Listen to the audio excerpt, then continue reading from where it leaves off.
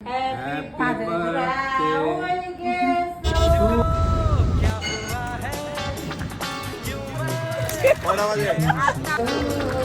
automatic কন্যা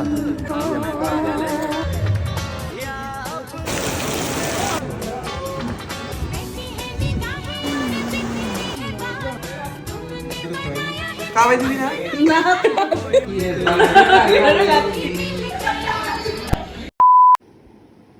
Happy birthday to you. Hello everyone, আসসালামু আলাইকুম। ঝগড়া ছিল দেখে ওর জন্য আমি কোনো ধরনের কেক অর্ডার করিনি, আর যারা পাঠাবে বলেছে তাদের কাছ থেকেও ক্যান্সেল করে দিয়েছিলাম, কারণ আমার কোনো ধরনের ইচ্ছা ছিল না ওর জন্য ফোর্স দেওয়ার। বাট সামহাও আমার মন গলে গিয়েছিল, আর রুমে এই চকলেটটা ছিল, তাই আমি প্লেটটাকে ডেকোর করে চকলেটটা দিয়ে ওর বার্থডে সেলিব্রেট করে ফেলি। আর নেক্সট ডে আমাদের প্ল্যান ছিল কক্সবাজার যাওয়ার। সো সকাল 8টা বাজে ঘুম থেকে উঠে ব্রেকফাস্টটা শেষ করে আমরা রেডি হয়ে গিয়েছিলাম।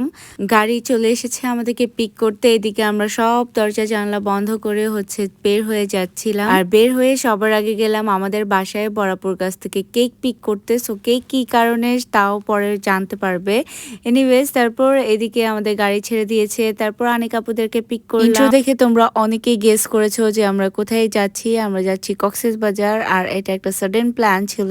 আর আমাদের এই পুরো ট্রিপটা আমাদেরকে স্পন্সর করে আনিক আপুর হাজব্যান্ড। সো আমরা তাই ঘুমিয়ে ঘুমিয়ে যাচ্ছিলাম, নো টেনশন। কিন্তু তার মধ্যে আম্মুর আনা স্যান্ডউইচের ঘ্রাণ পেয়ে আমরা আবার উঠে গিয়েছি। আর ওই সময় স্যান্ডউইচটা হেভেন মনে হচ্ছিল। ওয়েদার আপডেট কি দিব, ওয়েদার খুবই সুন্দর ছিল প্রথমের দিকে, তারপর আস্তে আস্তে খুব কড়া রোদের বৃষ্টি দেখলাম আমি।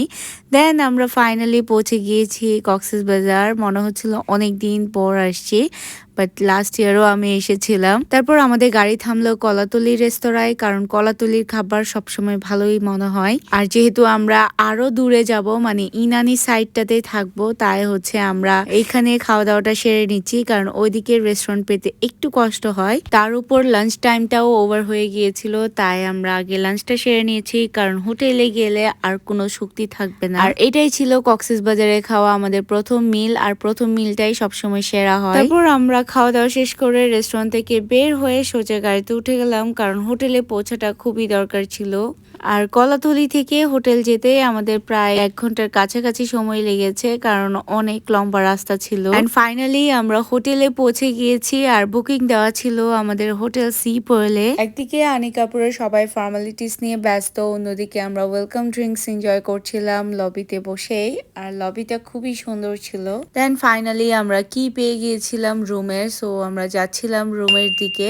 আর আমরা যেহেতু টোটাল 12 জন ছিলাম বেবি ছাড়া, তাই আমাদের রুম ছিল 6টা। সো আমরা আমাদের রুম যার রুমে চলে যাচ্ছিলাম। এখন আমাদেরকে রুম টুর দিবে মিস্টার দীপু। সো ঢুকতে হাতে বাম পাশে একটা ওয়াশরুম আছে, ডান পাশে আলমিরা। আর দেখো আমাদের বেড, এটাই হচ্ছে রিয়ালিটি। আমরা তো এমনি কাপল, বাট ঝগড়া করি, তাই আমাদেরকে এমন বেড দেওয়া হয়েছে। সো নো ওয়ারিজ, আমরা পারবো এটা সার্ভাইভ করতে। এনিওয়েজ, এই ছিল ওয়াশরুম। আর এই মিররটা দেখে আমার সব থেকে বেশি খুশি হয়েছে, কারণ আমি অনেক দিন ধরে এরকম একটা মিররে গেট রেডি উইথ মি করবো ভেবেছিলাম, বাট এইবার করব। এটা হচ্ছে সীমান আর ভুবন ভাইয়ের রুম। সো আমি এখানে টিভি অন করলাম, আমি কিছুই দেখি নাই, জাস্ট অন করলাম। অ্যান্ড ভিউটা দেখাই তোমাদেরকে, ভিউটা খুব সুন্দর ছিল। দীপু তো কফি এনজয় করতে ব্যস্ত। বিকালের দিক থেকে সন্ধ্যার ভিউটা সব থেকে বেশি সুন্দর, অনেক বেশি প্রিটি। আর এখানে আমার ব্লগ চলবে, আর আমার স্কিন কেয়ার হবে না তেমন তো হয় না। সো এখানে আমি স্কিনর এই ফেস ওয়াশটা, নিউ একটা ফেস ওয়াশ আমি আজকে ট্রাই করব। এটা কিন্তু ফার্স্ট টাইম আমি ট্রাই করছি, আর তোমাদেরকে একদম অনেস্ট রিভিউ দিব, তাও আবার তাজা তাজা।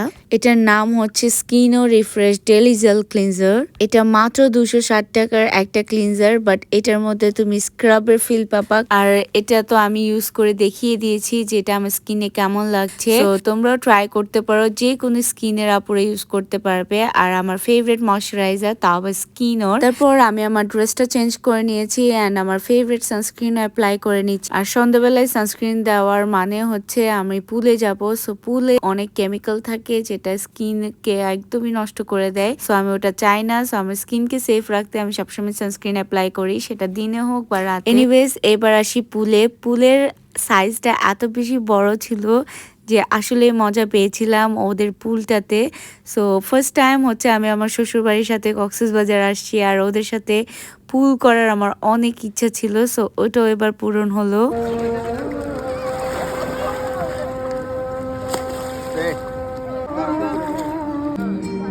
ছিল হ্যাঁ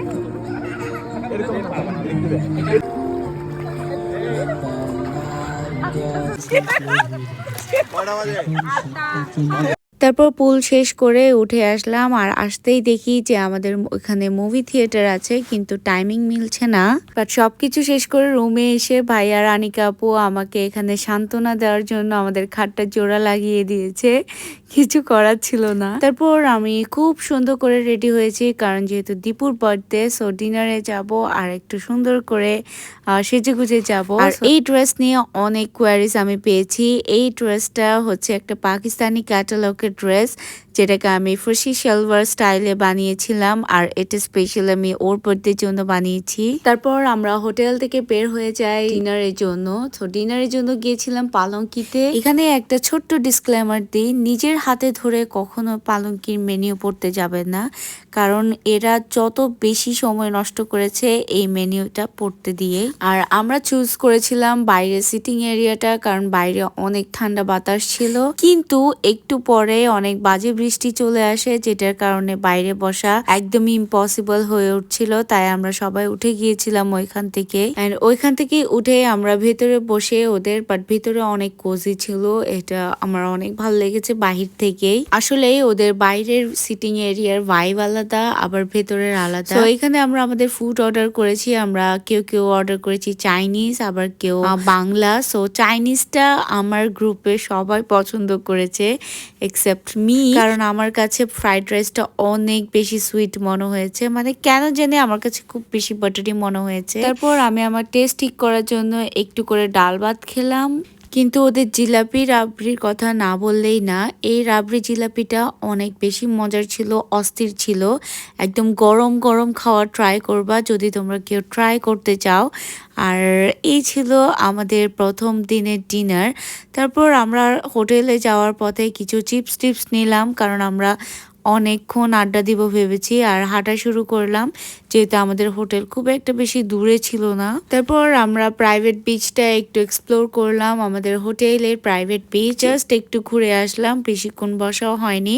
সো রাতের বেলায় হচ্ছে এই বিচের ভিউ ছিল। আর যাওয়ার পথে এত বেশি পানি নিয়ে নিয়েছিলাম যে আমাদেরকে হোটেলে ঢোকার পথেই আটকে ফেলেছে, কারণ আমরা জানতাম না যে এটা অ্যালাউ না বাইরে থেকে নিয়ে যাওয়া। কিন্তু ওইখানে ওয়াচম্যান আমাদেরকে বুদ্ধি দিয়েছে যে আপনারা চাইলে একজন একটা একটা করে ক্যারি করতে পারেন।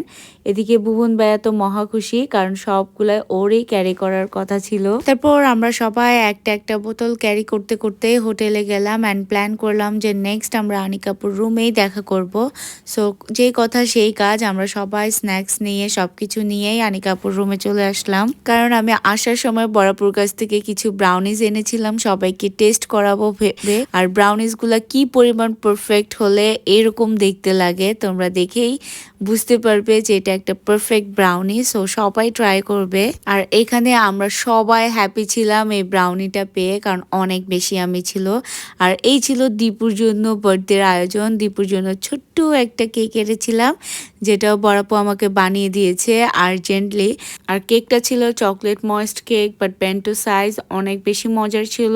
আর আমাদের বার্থডে পার্টিতে একটা টাইগার শ্রফের শো ছিল।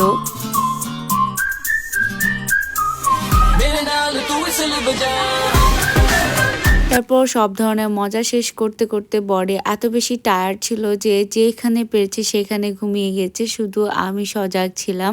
তাই সবাইকে টেনে হিচড়ে ঘুম থেকে তুলে হচ্ছে রুমে গিয়েছি। So that is it for today guys. আল্লাহ হাফেজ।